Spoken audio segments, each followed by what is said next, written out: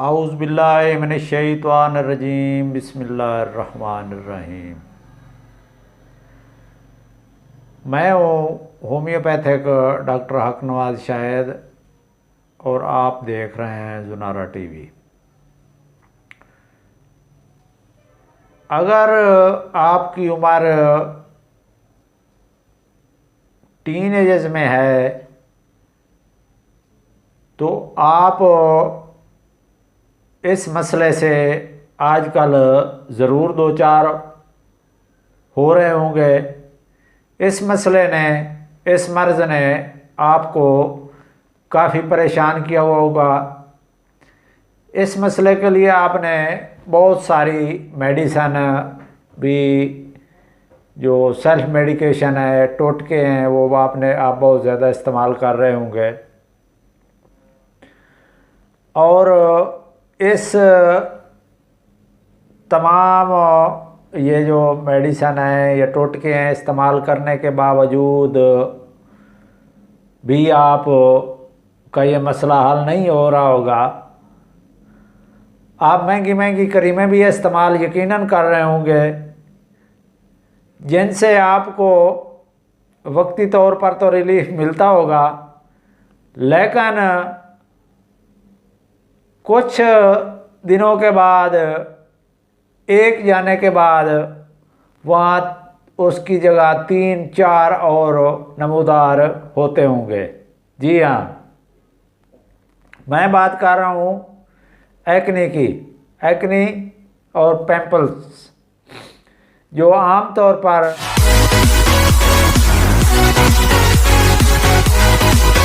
Pimples जो teenagers में ज़्यादातर चेहरे पर ही नमूदार होते हैं। वैसे तो ये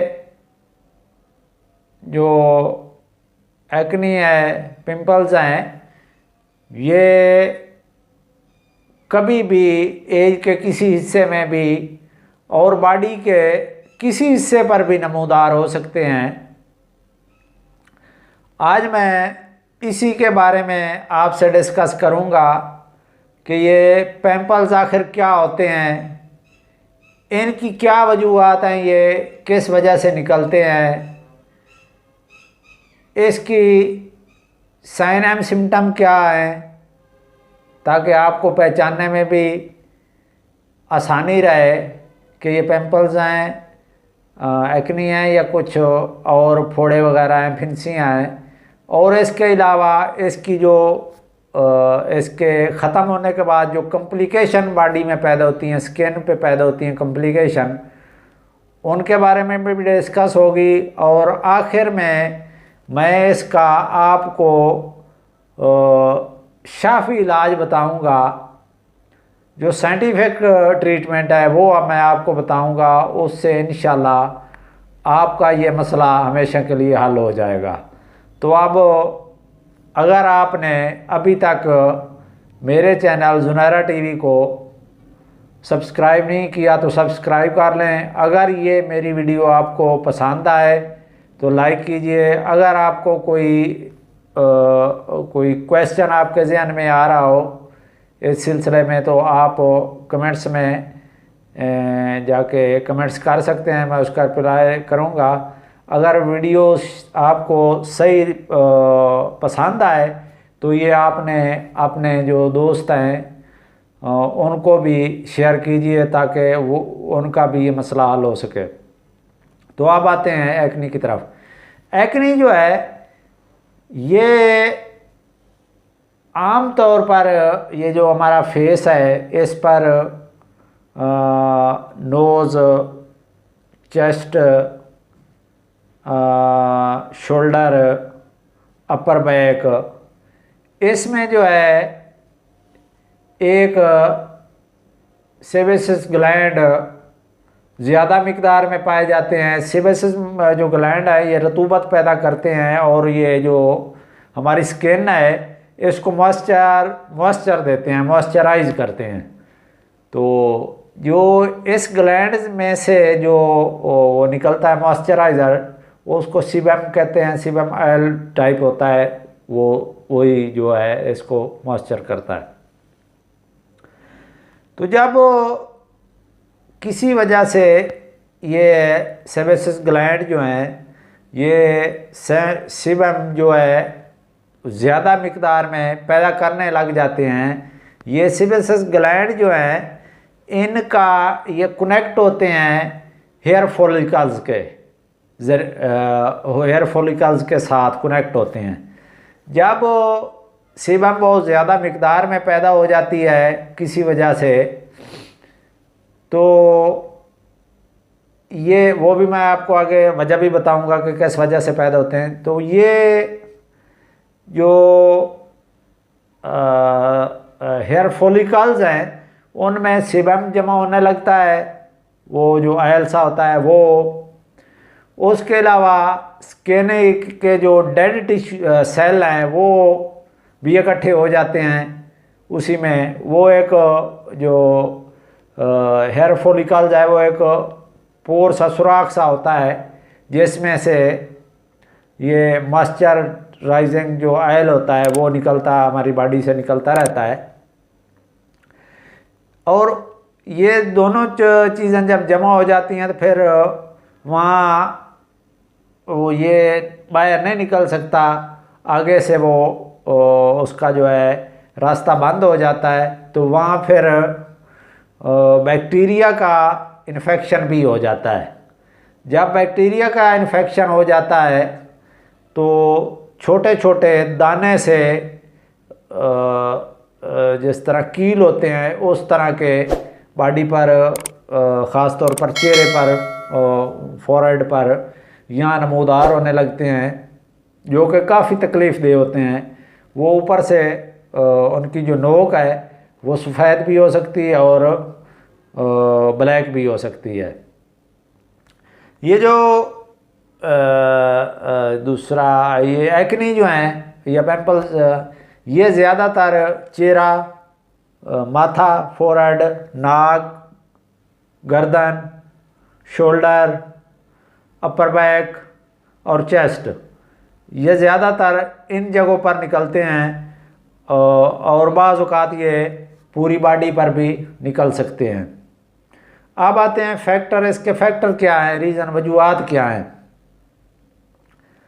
इसका मेन जो है ये टीन एजेस में निकलते हैं। टीन एजेस में निकलने की एक वजह, जो मेन वजह है वो ये है, और मेन वजह है भी इनकी यही, वो है एंड्रोजन हार्मोन्स, जो कि ग्रोथ हार्मोन है। ये ग्रोथ हार्मोन के वजह से सीबम ग्लैंड जो हैं ये इनलार्ज हो जाते हैं।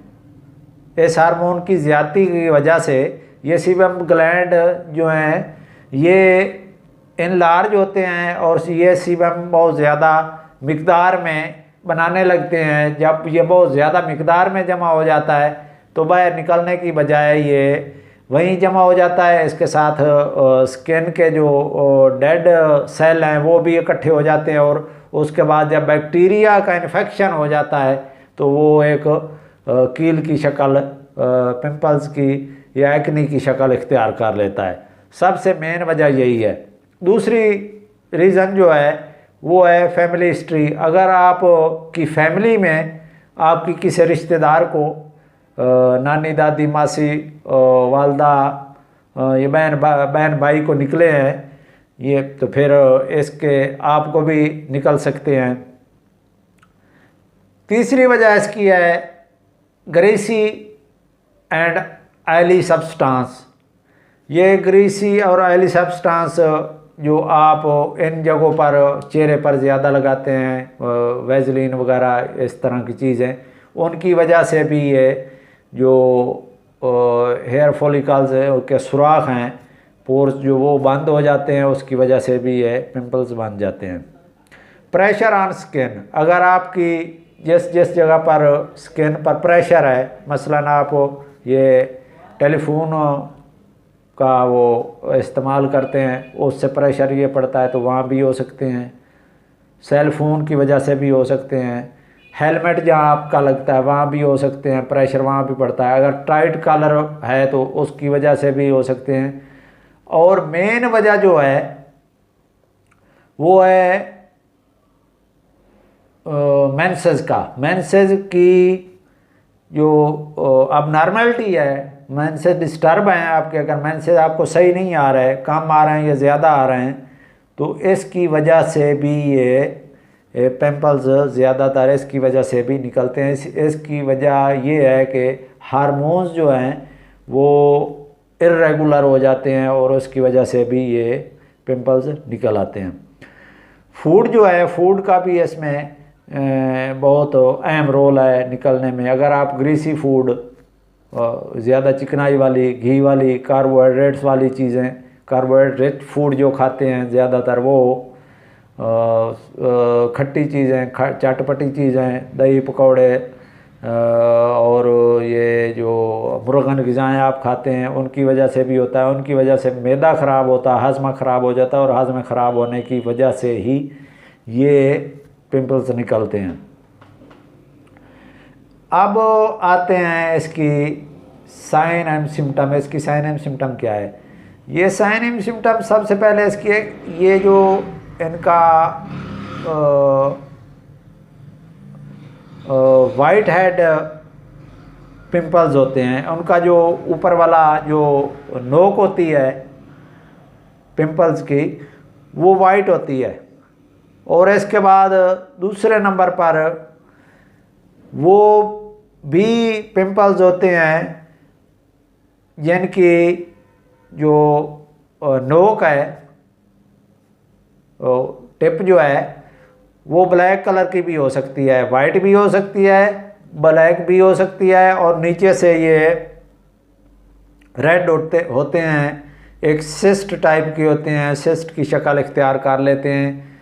और कभी ये पेन भी करते हैं, और ज़्यादातर इनकी पेन वगैरह नहीं होती।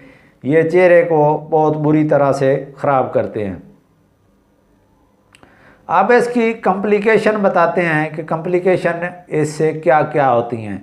इसकी कॉम्प्लिकेशन ये है, जब आप इसको किसी तरह वो दबाकर इसका जो मवाद है वो निकाल देते हैं, तो वहाँ एक स्कार बन जाता है, एक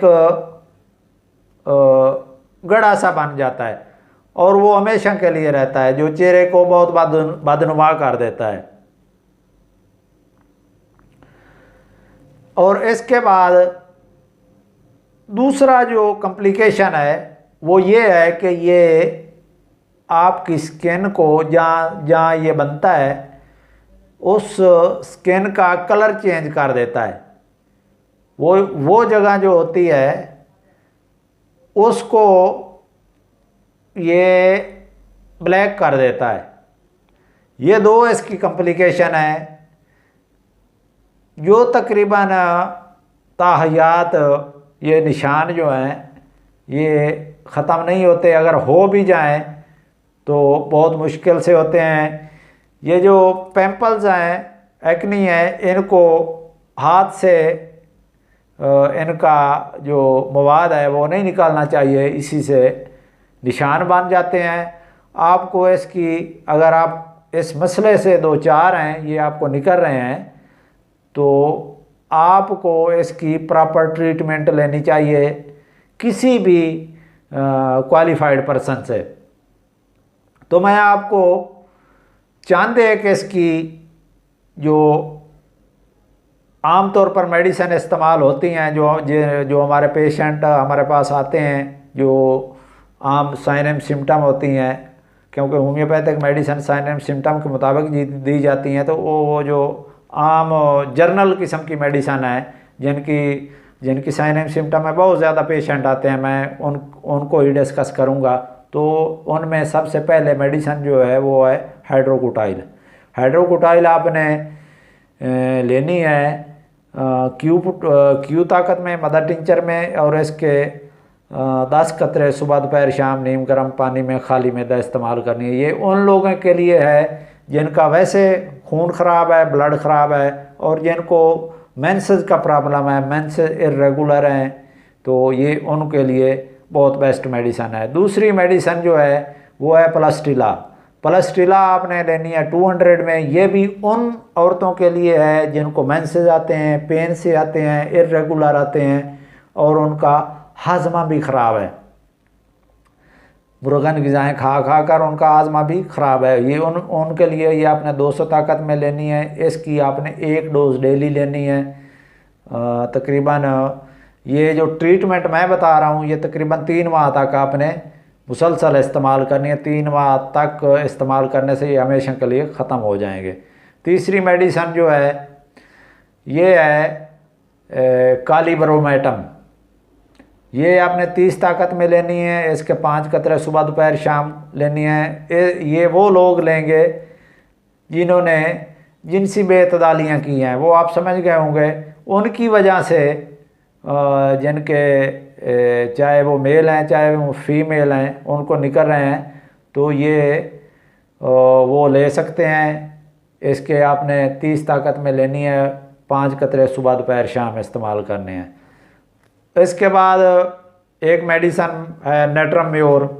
नेट्रम म्योर आपने 200 ताकत में लेनी है। इसकी हर तीसरे दिन आपने 1 डोज लेनी है। ये उन लोगों के लिए है जिनके चेहरे पर बहुत ज़्यादा मॉइस्चर है, बहुत ज़्यादा चिकनाई होती है। ये उन लोगों के लिए है जिनके चेहरे पर चिकनाई है और जो है नमक के बहुत दिल दादा हैं, ज़्यादा नमक खाने की उनको ख्वाहिश होती है। और जो सबसे लास्ट मेडिसन है ये तकरीबन हर पेशेंट में इस्तेमाल हो सकती है, वो है बर्बरस एक्वाफोलियम। ये आपने क्यू ताकत में लेनी है और इसके 20 कतरे सुबह दोपहर शाम इस्तेमाल करने हैं खाली मैदा।